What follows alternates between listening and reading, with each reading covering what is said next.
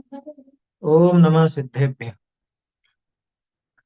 नमो अरहन्ताणं, नमो सिद्धाणं, नमो आयर्याणं, नमो उवच्छाय,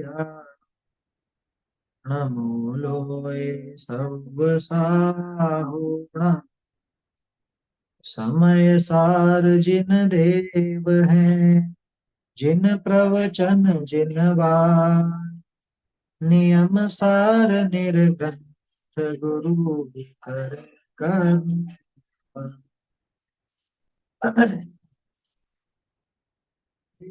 वितरा विज्ञान भाग 2 में अपना चार अनुयोग का पाठ चल रहा है। इसमें कल अपनी चर्चा हुई थी कि चारों अनुयोगों में पद्धति किसकी मुख्य है, माने किस शैली से समझाया जाता है, विषय क्या है ये तो अपन जानते हैं, और पद्धति किसकी मुख्य है ये भी अपने को समझना चाहिए।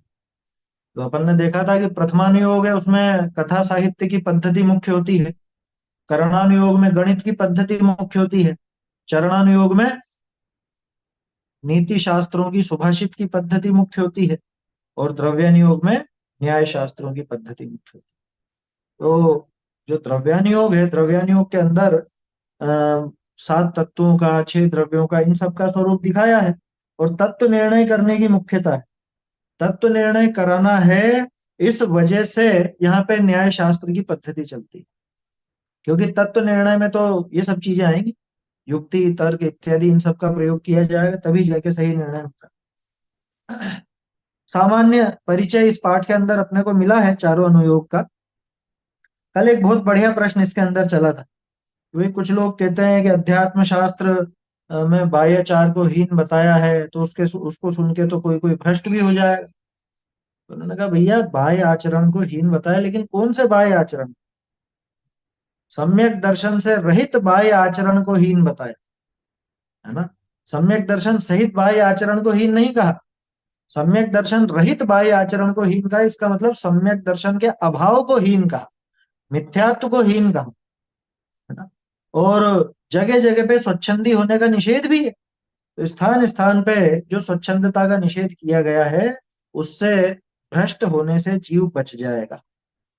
अब वो फिर एक और प्रश्न खड़ा होता है कि अगर मान लो कोई अज्ञानी जीव है, अब ज्ञानी तो समझदार है, वो तो सही सही समझ लेगा, लेकिन कोई अज्ञानी जीव है और वो ये सब पढ़ करके भ्रष्ट हो जाए, तो फिर क्या किया जाए? तो उन्होंने कहा भाई देखो, कोई कोई अज्ञानी अगर भ्रष्ट हो भी जाए, तो उसकी वजह से जो इतने लोगों को लाभ मिलता है अध्यात्म का, अपने आत्म स्वरूप को समझने का, तो उसका निषेध उसके कारण तो नहीं कर दिया जाएगा। कोई अज्ञानी अगर भ्रष्ट हो जाता हो, तो इतने जीव जो इसकी सहायता से ज्ञानी बनते हैं, उनके लिए अध्यात्म का तो निषेध नहीं किया जाएगा। क्योंकि अगर उनका निषेध कर दिया, अध्यात्म का निषेध कर दिया, तो बहुत जीवों का बहुत बुरा आया समझ में। वो कम मात्रा नहीं है, बहुत जीवों का बहुत बुरा होगा उसमें। इसलिए अध्यात्म शास्त्रों का तो निषेध नहीं किया जाना चाहिए, न पढ़ने का, न सुनने का, न सभा में चलने, है ना, उनका निषेध नहीं होना चाहिए। और फिर वो अज्ञानी भ्रष्ट हुआ, वो कि कोई विशेष नुकसान नहीं हुआ, वो तो पहले भी अज्ञानी था और अभी भी अज्ञानी है, इसलिए उस पर कोई फर्क नहीं पड़ेगा। लेकिन जो जीव ज्ञानी बनने की राह पर हैं, जो जीव सम्यक्ति बनने की राह पर हैं, उनके लिए बड़ी दिक्कत हो जाएगी अगर अध्यात्म शास्त्रों का निषेध किया तो। इसलिए अध्यात्म शास्त्रों का निषेध नहीं करना चाहिए। इतनी बात अपनी कल हो गई थी। थोड़ा सा मैटर और बचा है इसका। आखिर में बात आई कि जिनसे खतरे की आशंका हो वे शास्त्र पढ़ना ही क्यों, उनको नहीं पढ़े तो ऐसा क्या नुकसान हो जाएगा, है। आया समझ में? प्रश्न बिल्कुल देखो प्रैक्टिकल है, क्योंकि ऐसे प्रश्न उठते हैं कि ठीक है साहब, कोई कोई भ्रष्ट हो जाता हो तो हो जाता हो, ज्यादा जीवों का भला होता है, इसलिए अध्यात्म का निषेध तो नहीं करना। लेकिन मान लो जिनसे खतरे की आशंका है, उसको नहीं पढ़े तो ऐसा क्या नुकसान है, हम दूसरी चीजें पढ़ लेंगे ना, इसको पढ़ करके खतरे में क्यों पढ़े? क्या जवाब है? कि भैया, मोक्ष मार्ग का मूल उपदेश तो किसमें है? कि मोक्ष मार्ग का मूल उपदेश तो अध्यात्म शास्त्रों में ही है, द्रव्यानुयोग में ही है। उनके निषेध से तो मोक्ष मार्ग का निषेध हो जाएगा। तो जो द्रव्यान योग का निषेध करता है, वास्तव में वो जैन शासन का निषेध करता है, वो मोक्ष मार्ग का निषेध करता है। सीधे शब्दों में कहूं तो जीव को सुखी होने के मार्ग का निषेध करता है। क्या वो जीव नहीं चाहता कि कोई दूसरा जीव सुखी हो जाए, वो सुखी होने का ही निषेध कर रहा है। क्योंकि सुख का मार्ग, मोक्ष का मार्ग तो सीधे सीधे द्रव्यान योग के अंदर, अध्यात्म के अंदर बताया गया।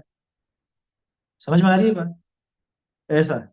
तो मोक्ष मार्ग का मूल उद्देश्य तो अध्यात्म शास्त्रों में ही है, निषेध तो मोक्ष मार्ग का ही निषेध हो जाएगा। इसलिए किसी भी कारण से अध्यात्म का या द्रव्यानुयोग का निषेध बिल्कुल भी नहीं होना चाहिए, किसी भी कारण से नहीं होना चाहिए। क्योंकि जैसे देखो, कल भी अपन ने बात की थी कि बाकी के तीन अनुयोग घुमा फिरा करके जीव को उस मार्ग पर लाते हैं ना। बाकी के जो तीन अनुयोग हैं वो थोड़ा सा घुमा फिरा करके लाते हैं, और द्रव्यानुयोग है वो तो तत्काल ही सीधे सीधे ही क्या कहें अपन, सीधे ही मोक्ष मार्ग की बात करता है, सीधे ही मोक्ष मार्ग पर जीव को लगाता है। इसलिए द्रव्यानुयोग का निषेध नहीं किया जा सकता। ठीक है ना? तो ये शंका मत करना कि भाई खतरा तो है ना, खतरा है तो ऐसे शास्त्र क्यों पढ़े हैं, दूसरी शास्त्र पढ़ ले। भैया मोक्ष मार्ग अगर प्योर बिल्कुल असली मोक्ष मार्ग जानना है और तत्काल जानना है तो द्रव्यानुयोग से ही मिलेगा। वो ना प्रथमानुयोग से मिलेगा, ना कर्णानुयोग से, ना चरणानुयोग से। बल्कि एक चीज बताऊं, लोगों को प्रथमानुयोग सीधा लगता है और द्रव्यानुयोग कठिन लगता है उल्टा। प्रथमानुयोग सबसे कठिन है। ये क्या बात कर रहे हो, प्रथमानुयोग तो सबको समझ में आता है कि नहीं आता समझ में? प्रथमानुयोग सिर्फ कहानी के हिसाब से पढ़ लेते हैं लोग बात, और वो कहानी याद रहती है। उस कहानी के माध्यम से आचार्य देव ने जो तत्व ज्ञान दिया या जो बताना चाहते हैं, ये निकालना मामूली चीज नहीं है। लोग बाग प्रथमानुयोग को पढ़ करके कोरी कहानी कहानी याद कर लेते हैं, उस बच्चे की तरह जिसको पताशे के साथ में दवा दी गई, लेकिन पताशा तो खा लिया और दवाई थूक दी। ऐसा हिसाब है। इसलिए प्रथमानुयोग यूं तो सीधा है, शैली तो बच्चों जैसी है, मतलब कहानी की और उसकी, लेकिन उसमें से माल निकालना भारी। द्रव्यानुयोग में सीधा सीधा है वो माल, है ना। द्रव्यानुयोग में ये जो अपना मोक्ष मार्ग है, मोक्ष मार्ग की बात बिल्कुल सीधी मिल जाती है। और प्रथमानुयोग में वो सीधी सीधी नहीं मिलती, वो कहानी के माध्यम से बहुत समझ लो घुमा फिरा करके या किसी उदाहरण आदि के माध्यम से दी जाती है। ये फर्क पड़ता है। तो फिर अब प्रश्न खड़ा होता है कि पर पहले तो उन्हें ना पढ़े, किसको? द्रव्यानुयोग को। कि भाई द्रव्यानुयोग में ये थोड़ा सा खतरा लगता है, ऐसा है वैसा है, तरह तरह की बातें हैं, तो पहले तो नहीं पढ़े उनको, पहले तो दूसरी चीजें पढ़ ले में। देखो क्या जवाब दिया कि जैन धर्म के अनुसार तो ये परिपाटी है। ये पैराग्राफ बहुत काम का है। जैन धर्म की परिपाटी क्या? कि पहले द्रव्यानुयोग अनुसार सम्यक दृष्टि, पहले तो द्रव्यानुयोग के अनुसार सम्यक दृष्टि, फिर चरणानुयोग अनुसार व्रतादि धारण कर व्रति। और लोग क्या सोचते हैं कि पहले प्रथमानुयोग पढ़ ले अथवा पहले चरणानुयोग पढ़ ले, क्या करना है वो पहले सीख ले, ऐसा उनको विचार होता है। तो क्या करना है ये तब तक समझ में नहीं आएगा जब तक जीव कर क्या सकता है और क्या नहीं कर सकता ये समझ में नहीं आता। तो पहले तो द्रव्यानुयोग के अनुसार सम्यक दृष्टि हो। द्रव्यानुयोग के अनुसार माने कि कोई प्रथमानुयोग के अनुसार भी सम्यक दृष्टि होता है क्या? कि द्रव्यानुयोग में जो मोक्ष मार्ग दिखाया है, जो आत्म तत्व दिखाया है, उनको समझ करके और सम्यक दृष्टि धारण करे, माने सम्यक दर्शन प्राप्त करे। पहला काम यह है, पहले में पहला सम्यक दर्शन। क्या? पहले में पहला सम्यक दर्शन। ये परिपाटी तो ये है जैन दर्शन में, तो ये परिपाटी। एक और बात बताऊं, इसके अंदर नहीं दिया, मोक्ष व प्रकाशक में आता है कि जैन धर्म में तो ये परिपाटी है कि पहले बड़ा पाप छुड़ाया जाता है, उसके बाद में छोटे पाप छुड़ाए जाते हैं, है ना। और सबसे बड़ा पाप कौन सा? आप सब जानते हैं, सबसे बड़ा पाप मिथ्यात्व। ये मिथ्यात्व जो सबसे बड़ा पाप है, वो ही छुड़ाया जाएगा सबसे पहले। प्रथम में प्रथम मिथ्यात्व छुड़ाया जाता है, और मिथ्यात्व छुड़ाने के लिए सबसे ज्यादा काम का द्रव्यानुयोग, है ना। तो द्रव्यानुयोग के अनुसार पहले सम्यक दृष्टि हो, माने द्रव्यानुयोग में जो बातें आई हैं, सात तत्व, नौ पदार्थ, आत्मा के स्वरूप की, या समझ लीजिए स्वद्रव्य परद्रव्य इत्यादि की, ये जो चर्चा इसके अंदर आती है, उसे समझ करके पहले सम्यक दृष्टि, फिर उसके बाद ही चरणानुयोग अनुसार व्रत आदि धारण करके व्रती हो। और चलता उल्टा है, जमाने में उल्टा चलता है। पहले तो कुछ नियम ले लो, पहले कुछ व्रत ले लो, पहले कुछ प्रतिज्ञा ले लो, उसके बाद में सम्यक दर्शन तो देख लेंगे बाद। क्या विचार आता है जी को? सम्यक दर्शन तो कर लेंगे बाद में, अभी नहीं हुआ तो कोई बात, पहले ये कर लो। अरे पता भी है कि तूने अनंत बार मुनिव्रत धारण किया है, और की तो बात छोड़ दे, अनंत बार तूने मुनिव्रत धारण किया है, अब क्या बाकी रह गया? तो बाहर की कौन सी क्रिया बाकी रह गई? जब सबसे ऊंची क्रियाएं इसने कर ली, तो अब कौन सी क्रिया बाकी रह गई? इसलिए इस चक्कर में मत पड़ना कि पहले तो हम व्रत आदि धारण कर ले, होते ही नहीं। मिथ्या दृष्टि के कोई व्रत नहीं होते, ये हकीकत है। मिथ्या दृष्टि जितनी भी प्रतिज्ञाएं लेता है वो अज्ञान दशा में ली हुई है, और अज्ञान दशा में ली हुई प्रतिज्ञा तो यूं ही टूटी टुटाई है, ज्ञान होते ही टूट जाएगी। समझ में आई बात? वो प्रतिज्ञा तो यूं ही टूटी हुई है, उसके काहे की प्रतिज्ञा? समझ में आ रहा? जैसे किसी व्यक्ति ने, मान लो किसी को आपस में कुछ बोलचाल हो गई घर में ही, है ना, कुछ ऐसा झगड़ा सा हो गया, और कहने सुनने में कि नहीं अब तो मैं, मेरा उपवास है आज। किस बात का उपवास है? कि मेरी बात नहीं मानी गया, मेरे से ऐसा ऐसा ऐसा बोल दिया, मैं तो नहीं खा रहा।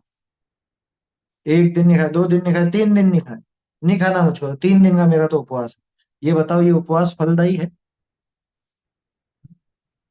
किस काम का उपवास है? हाँ? ऐसे बेले तेले किसी काम नहीं आते, ये कषाय वश किया गया। अच्छा, और होता क्या है, वो नियम तो ले लिया, और थोड़ी देर बाद जब गुस्सा ठंडा हुआ और भूख भी लग रही थी, गुस्सा भी ठंडा हो गया, यार बिना बात ही है उपवास ले लिया, प्रतिज्ञा ले ली, अब लिए तो निभाओ तो सही, तो अनादर का भाव वहां पे बन गया, तो वो तो टूटी टूटाई है वो प्रतिज्ञा। उस प्रतिज्ञा में दम क्या है? अज्ञान दशा में ली हुई प्रतिज्ञा बिल्कुल कार्यकारी नहीं होती, ये समझ लेना। इसलिए विधि बिल्कुल यही है सीधी, कि पहले तो द्रव्यानुयोग अनुसार सम्यक दृष्टि हो, माने द्रव्यानुयोग में जो कथन आए हैं उनको समझ करके ये अपनी श्रद्धा को सम्यक करे, उसके बाद चरणानुयोग अनुसार व्रत आदि धारण करके व्रती हो। सीधा तरीका तो यह है, और हम उल्टा चलते हैं, पहले व्रत लेना चाहते हैं, बाद में सम्यक दर्शन की बात करते हैं। भैया पहले, सबसे पहले सम्यक दर्शन होगा।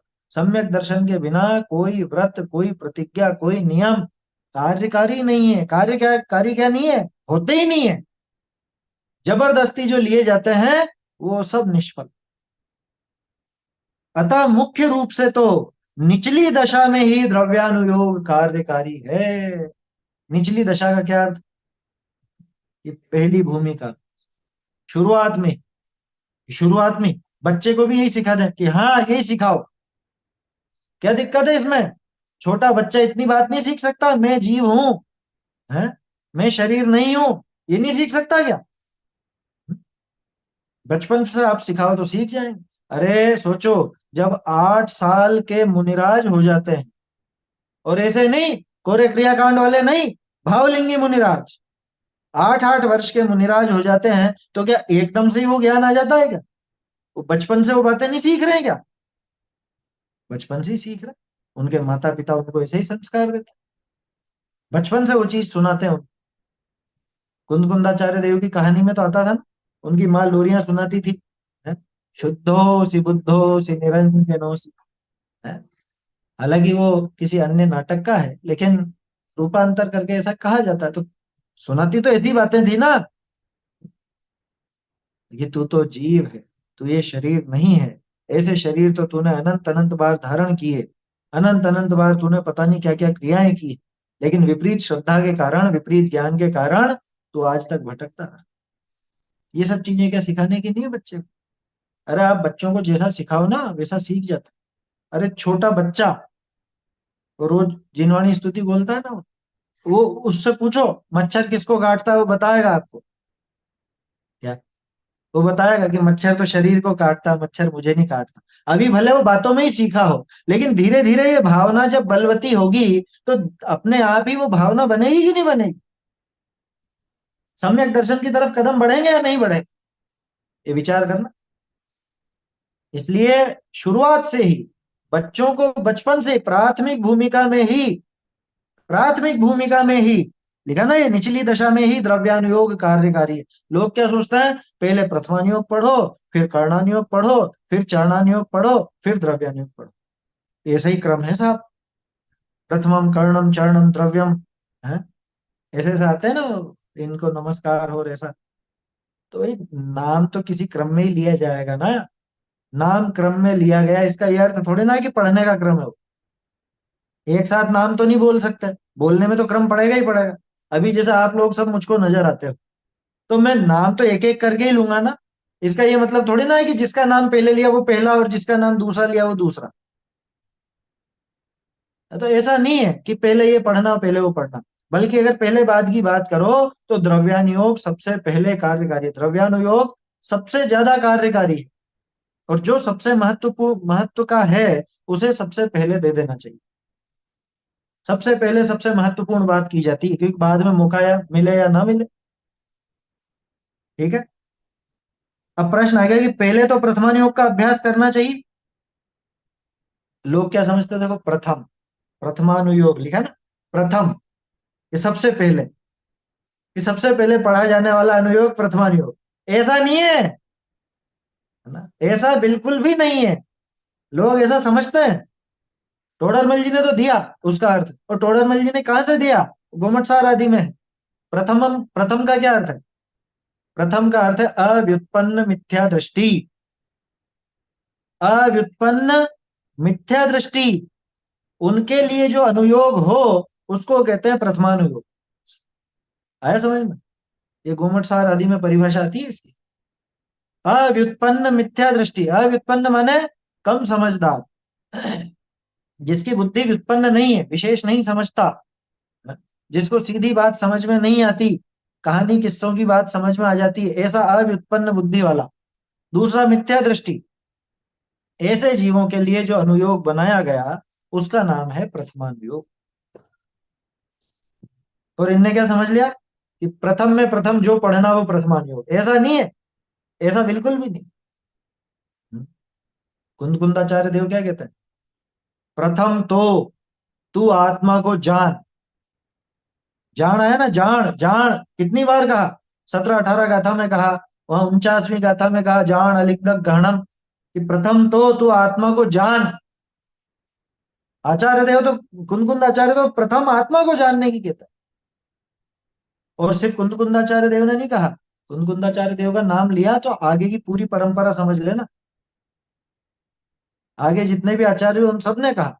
पाहुड़ दोहा में भी तो लिखा, अपन गाथा दोहराते हैं ना कई बार वो, अंतो नत्थी सुइणम, श्रुतियों का तो अंत नहीं है, शास्त्रों का पार नहीं है, बुद्धि थोड़ी है?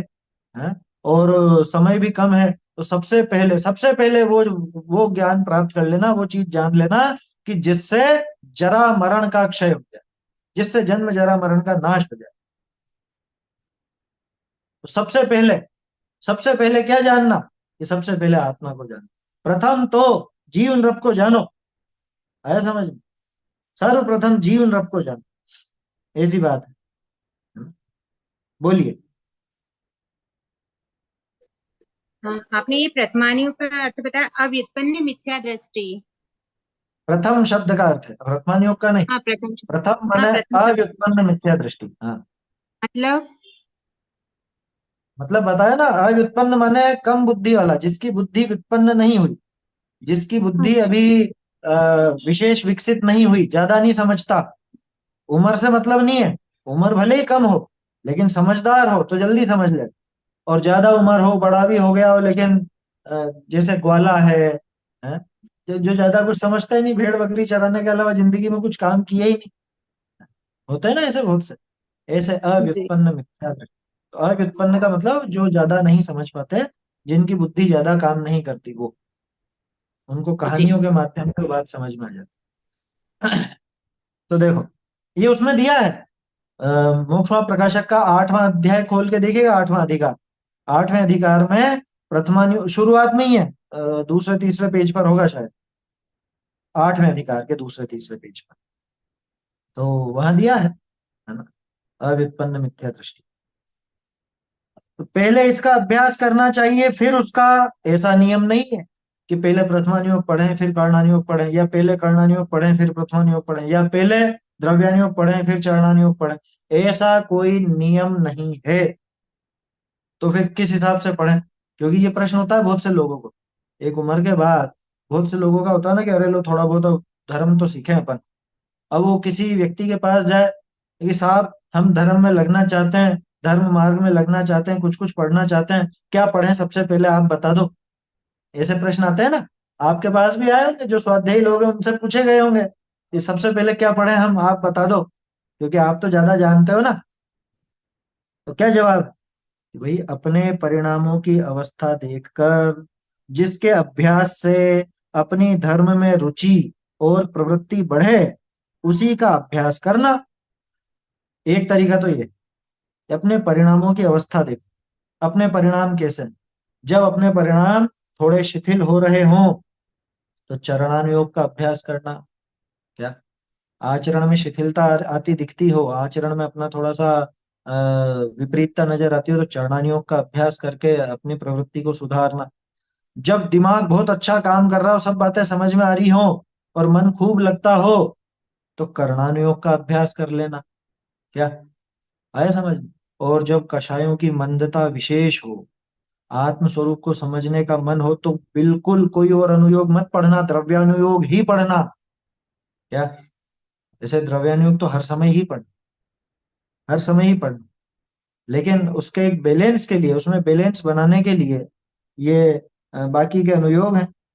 और कभी मन ऐसा ही हो रहा हो कि भाई ये इस काम कैसे हुए हैं, इनको कैसे समझें, या उनके उदाहरण वगैरह का समझने का विचार हो, या समझ लो कि अ, थोड़े से ऐसे ही क्या कहें अभी अपन, हल्का फुल्का मन हो, अभी हल्की फुल्की बात सुनने का मन हो, पढ़ने का मन हो, प्रथमा योग पढ़ लो।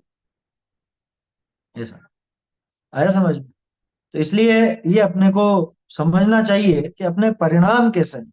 अपने परिणामों की अवस्था देखकर, माने मेरे परिणाम कैसे हैं, ऐसा देख करके उस शास्त्र का अपने को अभ्यास करना चाहिए। अपने परिणामों को खुद को ही देखना पड़ेगा, देखो, है ना। सबका एक ही नाप नहीं होता, सबके अलग अलग नाप के कपड़े आते हैं, उसी तरह से सबके अलग अलग नाप का अनुयोग चलता है। तो अपने परिणामों की अवस्था, और एक ही व्यक्ति का हमेशा एक नाप भी नहीं रहता, ये भी बात है। क्या पहले तो हमारे किस नाप के कपड़े आते थे और अब किस नाप के आने लग गए। तो ऐसे ही बुद्धि का भी अंतर पड़ता है, रुचि का भी अंतर पड़ता है। तो अपने परिणामों की दशा देख करके, परिणामों की अवस्था देख करके, जिससे अपनी धर्म मार्ग में रुचि बढ़े, जिससे अभ्यास में प्रवृत्ति बढ़े, है ना, उसका अभ्यास करना। दूसरा तरीका, अथवा कभी इसका कभी उसका, इस प्रकार फेर बदल कर अभ्यास करना चाहिए। फेर बदल के अभ्यास करना क्यों? ताकि कोई एक पक्ष ऐसा दिमाग पे ना चढ़े। द्रव्यानुयोग पढ़ते पढ़ते स्वच्छंदी नहीं हो जाए, उसके लिए चरणानुयोग साथ में रख लो, हाँ, कर्णानुयोग साथ में रख लो, द्रव्यानुयोग आदि के उदाहरण के रूप में प्रथमानुयोग साथ में रख लो। ये आठवां अधिकार जो है ना मोक्षवा प्रकाशक का, ये कायदे से पढ़ने लायक है, ये समझने लायक है। इसके बिना आप शास्त्रों का सार नहीं समझ सकते। इसके बिना शास्त्र शस्त्र बन जाएंगे, अगर आठवां अधिकार अपन ने ढंग से नहीं सीखा। उसमें सब विधि दी है, कौन से शास्त्र किस ढंग से पढ़ना, कहाँ कैसा क्या अर्थ निकलता है, और किस तरह से अर्थ निकाला जाता है, वो सारी बातें आठवें अधिकार के अंदर टोडरमल जी ने सिखाई। कई शास्त्रों में तो दो तीन अनुयोगों की मिली पद्धति से भी कथन होता है। अधिकांश शास्त्र ऐसे ही है। जैसे मान लीजिए तत्वार्थ सूत्र, तत्वार्थ सूत्र को कौन से अनुयोग का शास्त्र कहेंगे आप? तत्वार्थ सूत्र में कर्णानुयोग भी है, तीन लोक का वर्णन है ना, है? और कर्म की व्यवस्था भी बताई।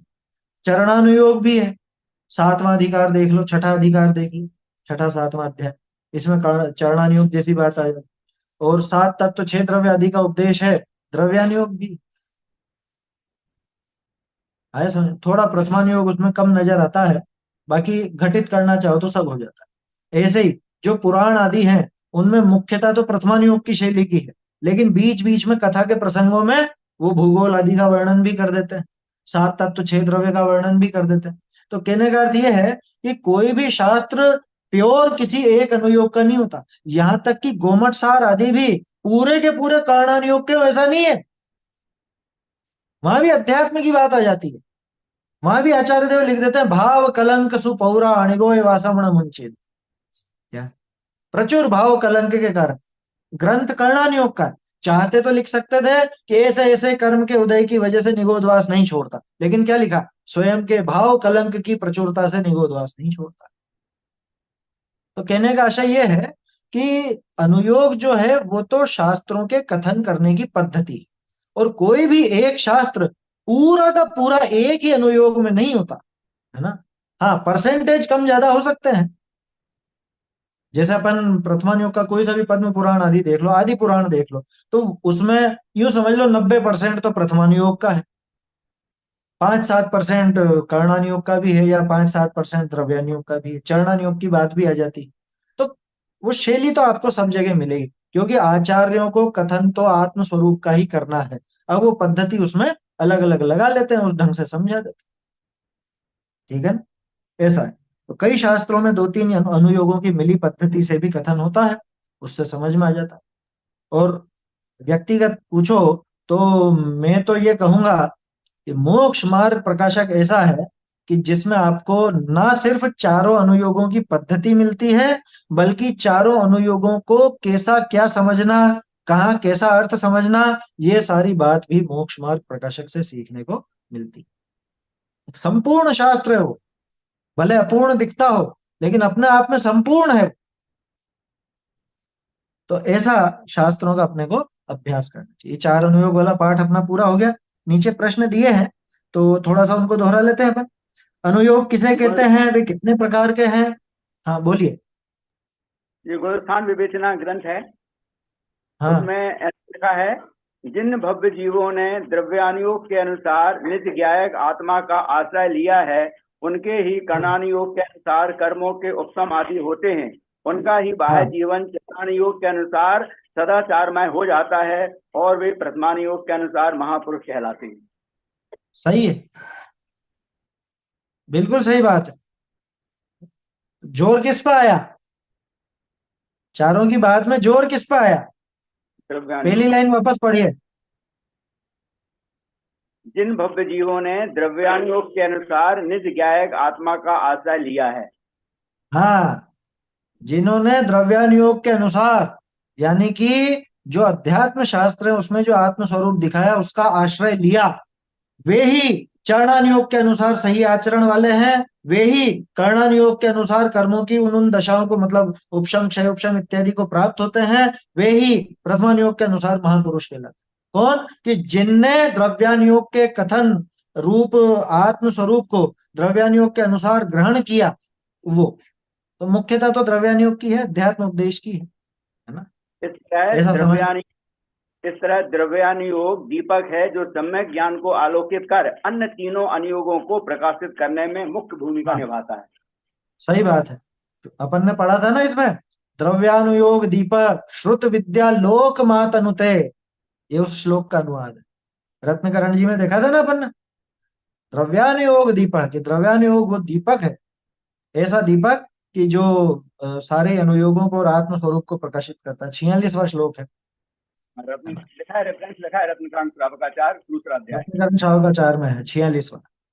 द्रव्यानुयोग दीपक श्रुत विद्या लोक मात अनुते, है ना। ऐसा है। चलिए प्रश्न देख लेते हैं। अनुयोग किसे कहते हैं? शास्त्रों के कथन करने की पद्धति को अनुयोग कहते हैं, स्पष्ट है। कितने प्रकार के हैं? तो 4 प्रकार के नाम आपको ध्यान ही। पंडित टोडरमल जी के अनुसार अनुयोगों का अभ्यास क्रम क्या है? कि वास्तव में तो अभ्यास का कोई ऐसा क्रम है नहीं, फिर भी 2 बातें बताई। एक बात तो यह कि अपने परिणामों की अवस्था देख करके जिससे भी अपनी धर्म में रुचि बढ़े, जिससे धर्म आचरण में और शास्त्राभ्यास आदि की प्रवृत्ति बढ़े, उस तरह से अभ्यास करना। एक बात तो ये। दूसरा तरीका कि कभी इसका ऐसे बदल बदल करके अभ्यास करना, है ना। ये पद्धति टोडरमल जी ने दी। तीसरा, द्रव्यानुयोग का अभ्यास क्यों आवश्यक है, उसमें किस पद्धति से किस बात का वर्णन होता है। तो पहले तो पद्धति देख लेते हैं। किस पद्धति से वर्णन होता है? कि न्याय शास्त्रों की पद्धति से। किस बात का वर्णन होता है कि 7 तत्व, 6 द्रव्य, 9 पदार्थ इत्यादि जिनसे मतलब तत्व ज्ञान जुड़ा हुआ है, इन बातों का निर्णय उसमें कराया जाता है, उन सब बातों का कथन उसके अंदर किया जाता है। अभ्यास आवश्यक क्यों है? द्रव्यानुयोग का अभ्यास आवश्यक क्यों है? द्रव्यानुयोग का अभ्यास इसलिए आवश्यक है क्योंकि द्रव्यानुयोग के माध्यम से ही ये जीव अपने स्वरूप को पहचान सकता है, मोक्ष मार्ग प्राप्त कर सकता है, सुखी हो सकता है ना। देखो यहाँ पे एक लाइन आई थी, अ, मोक्ष मार्ग का मूल उपदेश तो अध्यात्म शास्त्रों में ही है ना। इसलिए द्रव्यानुयोग का अभ्यास आवश्यक। कि मोक्ष मार्ग का मूल उपदेश है ना, यानी सुखी होने का मूल उपदेश। सुखी होने का मूल उपदेश कहाँ है? कि सुखी होने का मूल उपदेश तो द्रव्यानुयोग में ही, अध्यात्म शास्त्रों में ही। इसलिए उनका अभ्यास आवश्यक है। चरणानुयोग और कर्णानुयोग में क्या अंतर है? ये बढ़िया प्रश्न। वैसे तो कायदे से सभी अनुयोगों में अंतर देखना चाहिए, खैर ये तो समझने के लिए है। कर्णानुयोग और चरणानुयोग, इन दोनों में क्या अंतर? कि कर्णानुयोग में द्रव्य मतलब द्रव्य कर्म और जीव, इन दोनों की आपस में क्या क्या संबंध इनका बनता है वो दिखाया गया। उसके अलावा भूगोल आदि का वर्णन है। चरणानुयोग में अपनी बाहरी क्रियाओं का, बाह्य आचरण का और अपने शुभ भावों का वर्णन है। एक बात तो ये। दूसरा, कर्णानुयोग में सूक्ष्म केवल ज्ञान गम्य कथन होता है। चरणानुयोग में चरणानुयोग में स्थूल बुद्धि गोचर कथन है, वो भी कैसा? नीति शास्त्र, सुभाषित इत्यादि का कथन होता है। चरणानुयोग बाह्य आचरण पे जोर देता है, कर्णानुयोग उन सब केवल ज्ञान गम्य बातों को जानने पर जोर देता है। और क्या कहेंगे कि कर्णानुयोग के दो भेद देख लो। कर्णानुयोग के दो भेद, भूगोल आदि का वर्णन और कर्म और जीव की अवस्था का वर्णन। और चरणानुयोग के दो भेद, एक तो विशुद्ध चरणानुयोग यानी जिसमें बाह्य क्रिया का ही वर्णन है, और दूसरा अध्यात्म मिश्रित चरणानुयोग। शैली का अंतर है दोनों में। कर्णानुयोग में गणित शास्त्रों की पद्धति मुख्य है और इसमें सुभाषित नीति शास्त्रों की पद्धति मुख्य है। ऐसा अपने को समझना चाहिए। ऐसे और भी आप अंतर देख सकते हैं प्रथमानुयोग और द्रव्यानुयोग में, प्रथमानुयोग कर्णानुयोग इत्यादि में। वैसे देखो, कायदे से देखा जाए तो अंतर सिर्फ और सिर्फ शैली का ही है, बस सिर्फ शैली का अंतर है। प्रयोजन में अंतर है क्या है? प्रयोजन तो दोनों का ही वीतरागता की पूर्ति का है, वीतरागता की प्रसिद्धि का है, वीतरागता का ही पोषण करने का प्रयोजन उन सब में है। प्रत्येक अनुयोग के कम से कम दो दो ग्रंथों के नाम लिखिए। है? चलिए विचार कीजिए, कम से कम दो दो। ये दो दो तो बच्चों के हिसाब से अपन पांच पांच तो सोचे हैं। प्रथमानुयोग के ग्रंथ बोलो। अरे कोई भी बोलिए।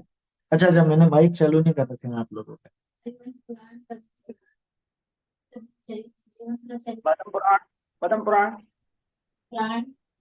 हाँ, पद्म पद्म पुराण, पुराण तो सबको मालूम है।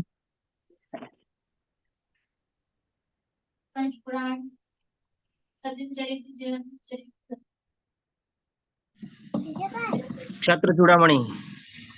हाँ, क्षत्र चूड़ामणि, क्षत्र चूड़ामणि प्रथमानुयोग में भी आता है, चरणानुयोग में भी आता है, क्योंकि नीति सुभाषित बहुत है उसके अंदर, है ना। सुभाषित की बात बहुत है, नीति शास्त्र जैसी बातें बहुत आती है उसके अंदर। जम्बू स्वामी आदि पुराण चरित्र। है, उत्तर पुराण है। आदि पुराण, उत्तर पुराण, जम्बू स्वामी चरित्र। अच्छा तभी चलो अपन तीन चार तो चरित्र बताओ, तीन चार पुराण बताओ। पहले हरिवंश पुराण, पुराण, हरिवंश पुराण। 24 तीर्थंकर पुराण। प्रद्युम्न चारित्र, देखो 24 24 तीर्थंकर पुराण तो ये अभी के हैं, ये आचार्यों कथित नहीं है। 24 तीर्थंकर पुराण तो अभी कहानियां मिला करके बना दी। देखो सबसे प्राचीन और सबसे महत्वपूर्ण के क्रम से चले अपन। आदि चिंतामणि। पुराण, आदि पुराण, उत्तर पुराण, पद्म पुराण, हरिवंश पुराण। अपभ्रंश में देखे तो महापुराणु, है ना। ठीक है, ऐसे ही पुराण है। चारित्र ग्रंथ, प्रद्युम्न चरित्र, यशोधर चरित्र, जीवनधर चरित्र, वर्धमान चरित्र, पौंचर्यु, वर्धमान चर्यु, यशस तिलक चंपू, है ना। और बताओ, एक और है श्री पुराण, श्री पुराण जिनसे न चारे का, पाश अभ्युदय, ये जिनसे ना चार, ऐसे बहुत है प्रथमान योग के ढेरों ग्रंथ, 10 से ज्यादा देख लिया अपन ने तो शायद है। चलिए आगे बढ़ते हैं। चरणान योग, कर्णान योग, पहले कर्णान योग। कर्णान योग में तो त्रिलोक नाम लेते हैं सबसे पहले गोमट सार। त्रिलोक सार, गोमट सार, गोमट जीवकांड, सार, गोमट सार, गोमट सार, कर्मकांड, लब्धि सार, जीवकांड, लब्धि सार, सपना अपना सार, सार, अपना सार, त्रिलोक सार, सम्यक ज्ञान 24 चंद्रिका तो थाना, है। हाँ 24 ठाणा कोई ग्रंथ नहीं है, 24 ठाणा तो प्रकरण है उसमें से। द्रव्य संग्रह, द्रव्य और संग्रह देखो, किसमें आएगा? नहीं नहीं नहीं, द्रव्य संग्रह तो मिश्रित है एक तरह से, है ना। और बताओ, 5 तो आपने देखे, पीछे से चलो। षटखंडागम, धवला, और बताओ, जय धवल, जय कषाय धवल पहुड़, जिनके आधार से लिखी गई कषाय पाहुड़, और तिलोय पंडत्ती, जम्बूदीव पंडत्ती पंडत्ती, ये सब कर्णान योग के शास्त्र। गोमट सार, वो तो कांड, गोमट सार का नाम तो आ ही गया। चलिए चरणान योग, सबसे पहला पुरुषार्थ सिद्धि नाम उपाय, रत्न चार, पुरुषार्थ सिद्धि पुरुषार्थ उपाय, और आचार, आत्मानुशासन को भी ले सकते हैं। मूलाचार, हाँ मूलाचार, मूलाचार, और वसुनंदी शावकाचार, भगवती आराधना, वसुमंत्री श्रावकाचार, भगवती और आराधना, बोलिए। भगवती हाँ आराधना, भगवती आराधना, और मूलाचार, कार्तिकेय अनुप्रेक्षा, मूलाचार, और पद्मनंदी पंचविंशिका, और मूलाचार, मूलाचार हो गया।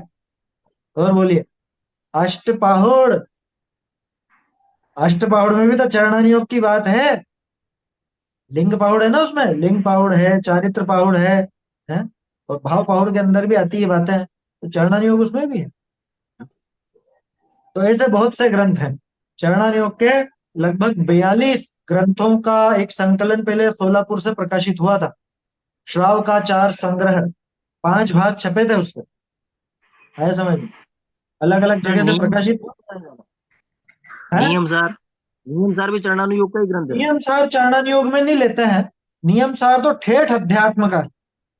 प्रवचन सार की आखिरी चरणानुयोग सूचक चूलिका जो को जरूर ले सकते हैं, जो 200 गाथा के बाद में चरणानुयोग सूचक चूलिका है, उसको जरूर ले सकते हैं, ठीक है ना।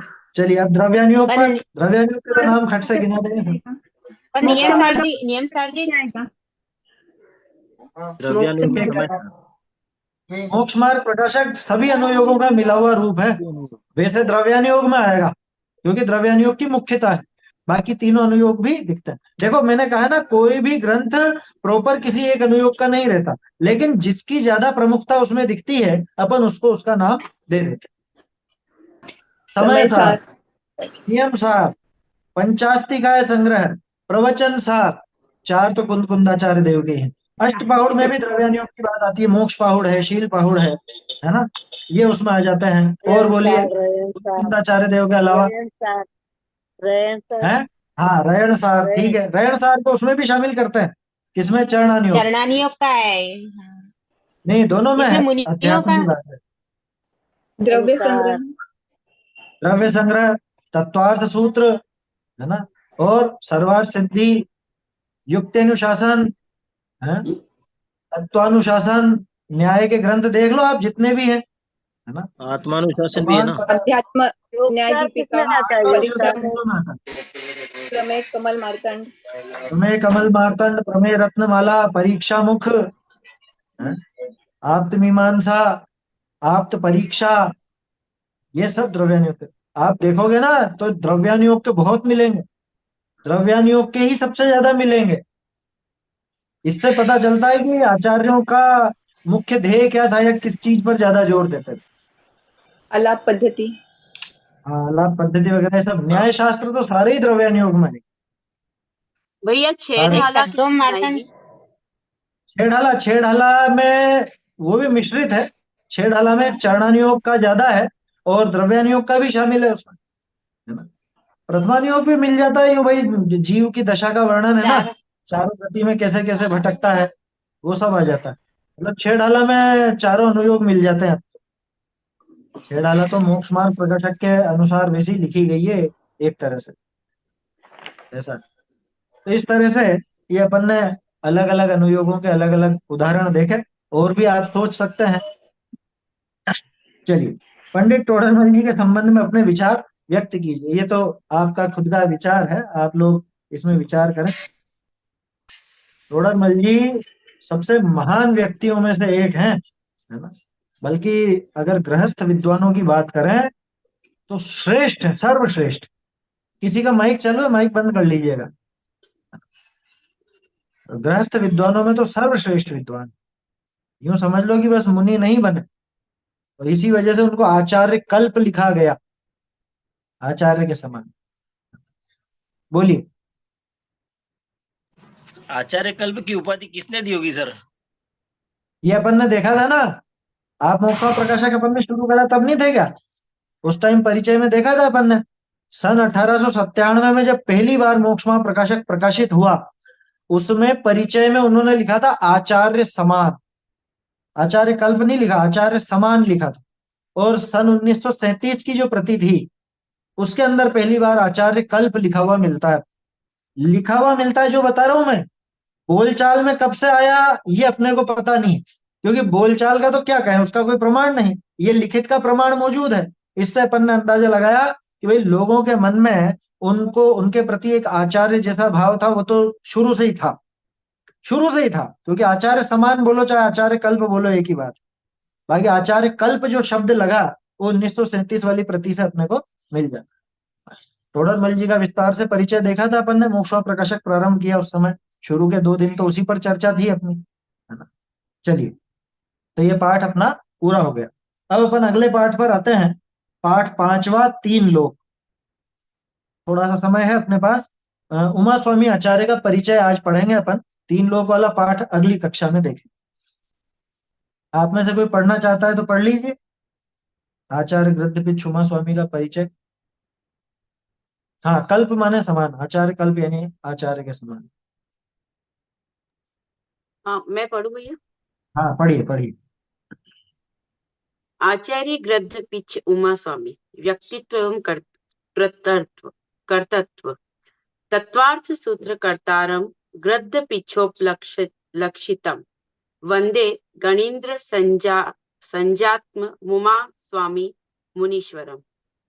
कम से कम लिखकर अधिक से अधिक प्रसिद्धि पाने वाले आचार्य गृध्र पिच उमा स्वामी के तत्वार सूत्र से जैन समाज जितना अधिक परिचित है, उनके जीवन परिचय के संबंध में उतना ही अपरिचित है।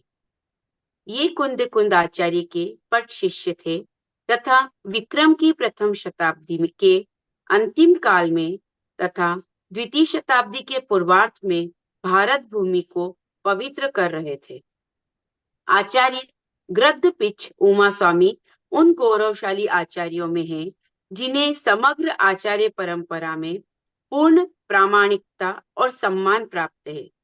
जो महत्व वैदिकों में गीता का, ईसाइयों में बाइबिल का और मुसलमानों में कुरान का माना जाता है, वही महत्व जैन परंपरा में गृध्र पिच उमा स्वामी के तत्वार सूत्र को प्राप्त है। इसका दूसरा नाम मोक्ष शास्त्र भी है। यह संस्कृत भाषा का सर्वप्रथम जैन ग्रंथ है। यह ग्रंथराज जैन समाज द्वारा संचालित सभी परीक्षा बोर्डों के पाठ्यक्रमों में निर्धारित है और सारे भारतवर्ष के जैन विद्यालयों में पढ़ाया जाता है। प्रस्तुत अंश तत्वार सूत्र के तृतीय और चतुर्थ अध्याय के आधार पर लिखा गया है। देखिए, शुरू में ये परिचय इनका दिया है। जो श्लोक है ना, इस श्लोक में उनका परिचय अपने को मिल जाता है। तत्वार्थ सूत्र कर्तारम गृध्र पिच्छोपलक्षितम वंदे गणेन्द्र संजात उमा स्वामी मुनीश्वरम। क्या कहा? तत्वार्थ सूत्र कर्तारम, यानी कि तत्वार्थ सूत्र के कर्ता को। कौन है वो कर्ता? कि गृध्र पिच्छ उपलक्षितम, कि जो गिद्ध की पीछी से उपलक्षित है। उपलक्षित है माने पहचाने जाते हैं। गृध्र पिच्छ नाम भी था उनका, इसीलिए नाम था क्योंकि गिद्ध की पीछी उनके पास थी। ठीक है ना, गिद्ध के पंखों के पीछे, ज्यादातर तो मयूर पीछी होती है। अच्छा, एक और चीज है, कुंद कुंद आचार्य और उमा स्वामी आचार्य, इन दोनों को ही गृध्र पिच्छ कहा जाता है। दोनों के गिद्ध की पीछे। आप सोचेंगे गिद्ध की पीछी क्यों? गिद्ध तो बहुत गंदा जानवर है, ऐसा है वैसा पक्षी है, हाँ? कि भाई कुल मिला के आचार्यों को तो जीव दया के लिए कोमल पंख चाहिए, है ना। और मोर और गिद्ध दोनों के जो पंख होते हैं बहुत बड़े बड़े होते हैं, बड़े बड़े होते हैं और कोमल होते हैं, इसलिए, है ना। विधि तो होगी वही है, जैसे इसके पंख झड़ते हैं ऐसे इसके भी पंख झड़ते हैं, तो उसके पंखों की बना ली, ऐसी कोई विशेष बात नहीं। गृध्र पिच्छ उपलक्षितम, वंदे, वंदे माने मैं नमस्कार करता हूँ, वंदन करता हूँ, है ना। वंदे, वंदना में पूरा नमस्कार हो ही जाता है अपने आप में। गणीन्द्र संजातम, गणीन्द्र संजातम क्या मतलब, कि जो गण के इंद्र के रूप में प्रकट हुए हैं, अथवा गणीन्द्र गणधर के वंश में उत्पन्न हुए हैं, वो गणीन्द्र संजातम। गण का जो इंद्र, गण माने संघ, देखो संघ, गण और गच्छ, ये तीन नाम आपको सुनने को मिलेंगे। जैसे कुंद कुंद आचार्य का परिचय देखते हैं ना अपन, नंदी संघ है, नंदी संघ, बलात्कार गण, सरस्वती गच्छ, ऐसे तीन नाम वो मिलते हैं। तो क्या चीज है ये, संघ बड़ा होता है, पूरा विस्तृत होता है संघ। अब जब संघ बहुत विस्तृत हो जाता है तो फिर उसके थोड़े से उसको छोटा करने के लिए, छोटा क्यों करना है, व्यवस्था की दृष्टि से, क्योंकि एक आचार्य कितनों पर ध्यान रखेंगे, तो फिर उसके गण बनाए जाते हैं। संघ के टुकड़े होकर बनते हैं गण, और गण के भी टुकड़े होकर के बनते हैं गच्छ।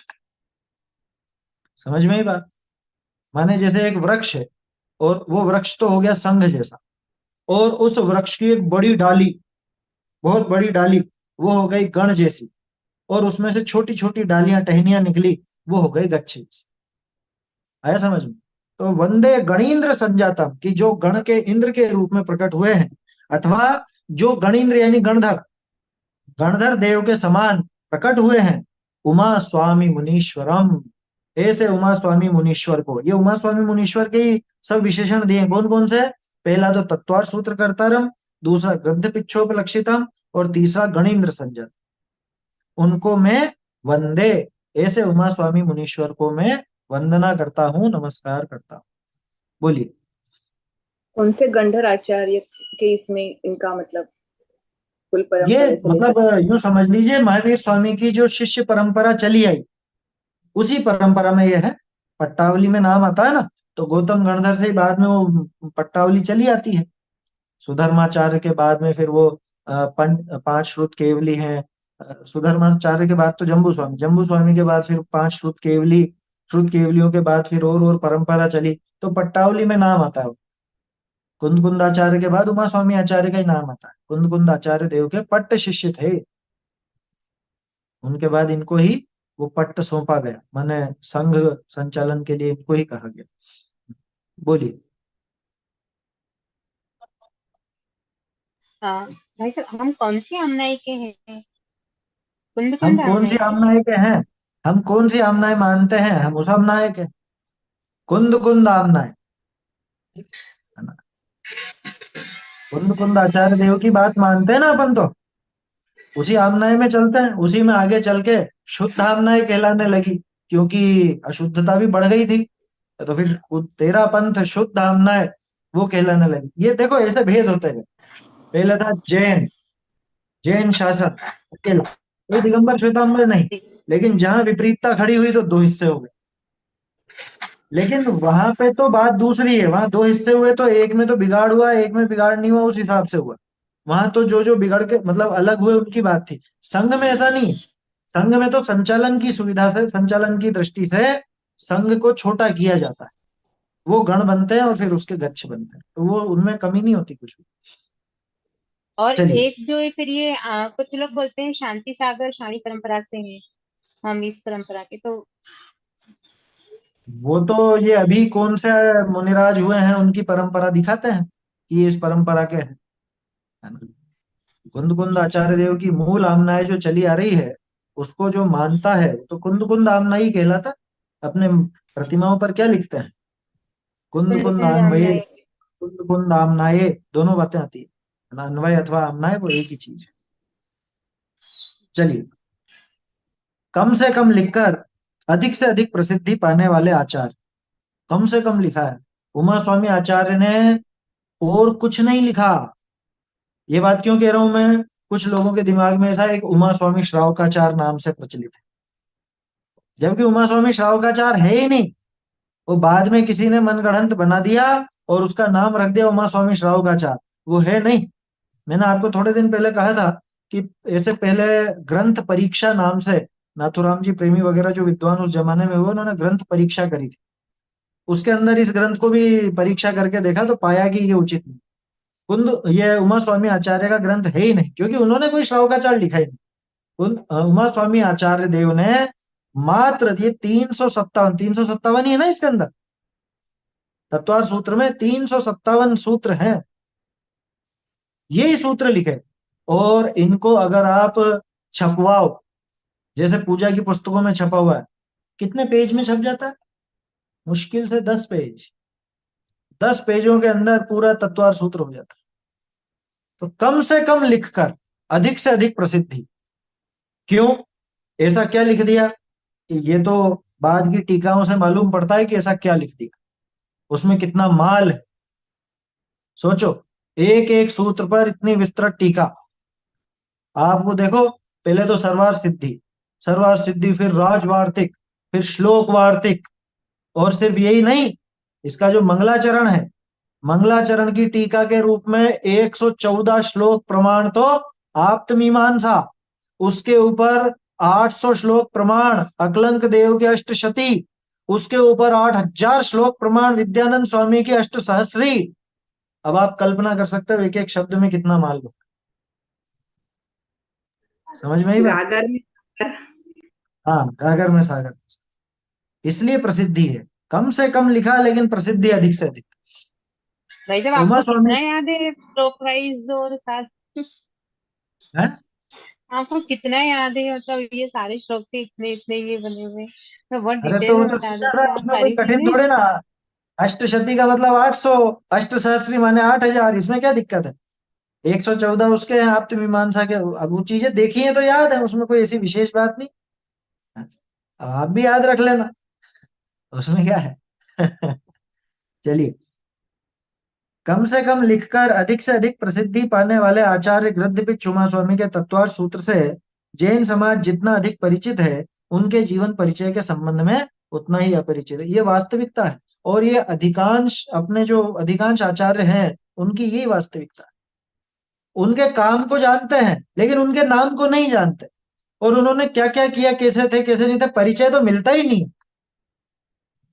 अब इसको अपना दुर्भाग्य कह लो या क्या कहें, नीति कह लो या कुछ भी कह लो, क्योंकि उनको तो कोई गरज थी नहीं।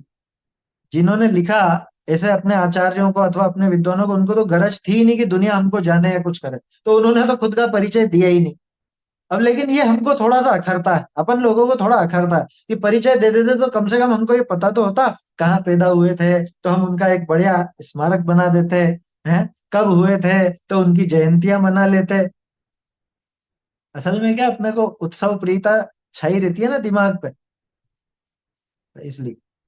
हाँ, निर्मम कह सकते हो, ये स्वयं के परिचय के प्रति निर्मम, क्योंकि जानते हैं ना वो कि जो मैं परिचय किसका दूं, जो मैं हूं उसका परिचय तो मैंने दे ही दिया।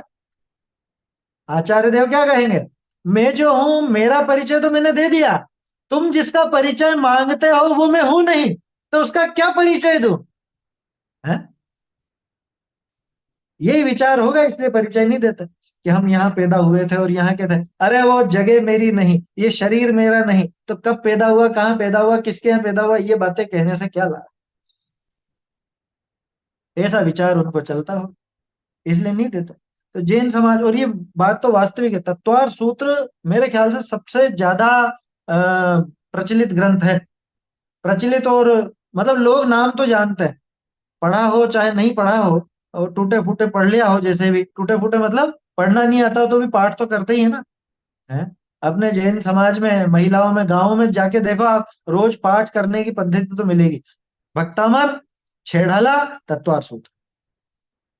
और जिसमें भक्तामर और तत्वार सूत्र तो दिगंबर हो या श्वेतांबर हो, कोई भी हो, थोड़े बहुत अंतर से मिल ही जाता है। तो उनके जीवन के परिचय के संबंध में ज्यादा परिचय प्राप्त नहीं है। बोलिए। और इस ग्रंथ के ऊपर ही सबसे ज्यादा टीका लिखी गई है, ऐसा है सही? हाँ हाँ, ये भी अपन कह सकते हैं। तत्वार सूत्र के ऊपर जितनी टीकाएं मिलती हैं, जितने आचार्यों की टीकाएं मिलती हैं, जितनी भाषाओं में टीकाएं मिलती हैं, उतनी शायद ही किसी और ग्रंथ के ऊपर मिलती होंगी। ये बात पक्की है ना। होने को टीकाएं बहुत हैं और ग्रंथों की भी, लेकिन तत्वार सूत्र पर जितना काम हुआ है शायद ही किसी और ग्रंथ पर हुआ। और सिर्फ जैन दर्शन में नहीं, बल्कि पूरी दुनिया का साहित्य उठा के देख लेना। मुझको तो व्यक्तिगत रूप से ऐसा लगता है, क्योंकि हमने देखा है ना, दूसरों का भी देखा। तो मतलब तत्वार सूत्र पे जितने आचार्यों ने, जितने विद्वानों ने और आज भी जितने लोग काम कर रहे हैं, उतना विश्व में शायद किसी और शास्त्र पे काम नहीं आया समझ। ऐसा है, मतलब प्रॉपर एक ग्रंथ पर, एक व्यक्ति और उसके सब ग्रंथों पर नहीं, एक ग्रंथ को ही पकड़ करके अगर काम हुआ है तो तत्वार सूत्र के मुकाबले नहीं। कौन थे? बस इतना तो मिलता है कि कुंद कुंद आचार्य के पट्ट शिष्य थे। पट्टावली में नाम इनके बाद ही मिलता है। और विक्रम की प्रथम शताब्दी के अंतिम काल में, विक्रम की प्रथम शताब्दी किसको कहेंगे? प्रथम शताब्दी यानी 0 से लेके 100, है ना। उसके अंतिम काल में, अब अगर अपन ईसवी सन से लगाओ तो 57 साल पीछे चल जाओ, यानी कि सीधे सीधे शब्दों में कहें तो सन 00 से सन 50 के बीच में कह सकते हैं अपन, है ना। उस समय तथा द्वितीय शताब्दी के पूर्वार्ध, वही बात होगी, उसमें भारत भूमि को पवित्र कर रहे थे। यानी कि यूं समझ लो कि सन 0 से लगा के सन 100 के बीच में कभी ये मौजूद थे, ऐसा। आचार्य गृद्धपिच उमा स्वामी उन गौरवशाली आचार्यों में हैं जिन्हें समग्र आचार्य परंपरा में पूर्ण प्रामाणिकता और सम्मान प्राप्त है। आश्चर्य की बात तो यह है कि कुंद कुंदाचार्य देव को उतना जानते और उतना मानते हैं लोग, जितना कि उनके गुरु को भी नहीं मानते। कुंद कुंदाचार्य देव को भी, मैंने क्या बोला पहले? उमा स्वामी, उमा स्वामी आचार्य को उतना ज्यादा जानते और मानते हैं जितना कुंद कुंद आचार्य देव को भी नहीं मानते। आया समझ? कहीं पे भी बात हो ना कि कहाँ लिखा रहा है, तत्व और सूत्र में, किस्सा खत्म। और समय सार में तो, समय सार में तो प्रश्न उठाने वाले लोग खड़े हो गए आज। क्या गजब की बात है, कुंद कुंद आचार्य देव पे उंगली उठाने वाले लोग खड़े हो गए हैं, उमा स्वामी आचार्य पे किसी ने नहीं उठाई आज तक। अब ये तो खैर अपनी अपनी बुद्धि की बात है ना, उसमें तो क्या किसी पर कहें, इससे कोई किसी की प्रामाणिकता या वो कम ज्यादा नहीं होती। ये तो उसकी बुद्धि का दिवालियापन है। किसकी? कि जो महान आचार्यों के ऊपर उंगली उठा। समग्र आचार्य परंपरा में पूर्ण प्रामाणिकता और सम्मान प्राप्त है। आचार्य परंपरा कैसी भी देख लो आप, कोई भी आमनाएं देख लो, तत्वार सूत्र और उमा स्वामी आचार्य पूरी तरह से प्रामाणिक माने जाते हैं और सम्मान भी पूरा मिलता है। पट्ट शिष्याने बोलिए। क्या होता है? शिष्याने, पट्ट शिष्याने, पट्ट शिष्य माने जिनके बाद उन्हीं को पट्टा मिला। जैसे कुंद कुंद आचार्य थे, तो कुंद कुंद आचार्य देव ने किसको सौंपा अपना आचार्य पद? कि उमा स्वामी आचार्य को सौंपा। ये पट्ट शिष्य। बोलिए। ये जो शब्द लिखा था बोर्ड पर, दर्शन ज्ञान चारित्राणी मोक्ष मार्ग, और उधर से उमा स्वामी जी निकल रहे थे तो उन्होंने पढ़ा था कि यहाँ दर्शन ज्ञान चारित्राणी मोक्ष मार्ग लिखा है, अगर इसमें सम्यक शब्द जुड़ जाए तो ये तो उन्होंने लिखा था सम्यक दर्शन ज्ञान चारित्राणी मोक्ष मार्ग से, तो फिर वो वही आचार्य थी, कुंद कुंद आचार्य नहीं लिखा था क्या बोर्ड पे? नहीं, ये कहानी मिलती है, ये कहाँ मिलती है कहानी मालूम है आपको? ये सरवार सिद्धि की शुरुआत में पूज्यपाद देवनंदी आचार्य ने जो तत्वार सूत्र की टीका की, उस टीका का प्रारंभ इस ढंग से किया। आया समझ में? उन्होंने वहां लिखा कि मानो, मानो ऐसा हुआ हो, या मतलब एक रूपक बनाया उन्होंने, रूपक बनाया, ठीक है ना, कि वहां गए थे और फिर वहां पे एक लिखा हुआ देखा, तो लिखा हुआ देखा, उसके आगे उन्होंने सम्यक शब्द जोड़ दिया।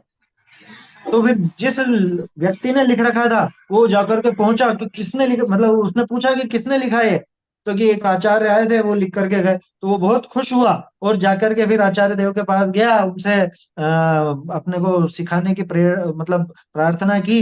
इन्होंने फिर आगे अपना वो दिया। ऐसी उसकी कथा है ना, उमा स्वामी आचार्य की कथा। ये पढ़ा था ना चलिए, पहले, याद भी किया था ये, तो उसमें ये आया था। ये सर्वार सिद्धि की के प्रारंभ में है ना। देखिए समय तो ज्यादा हो गया है अपना। बोलिए।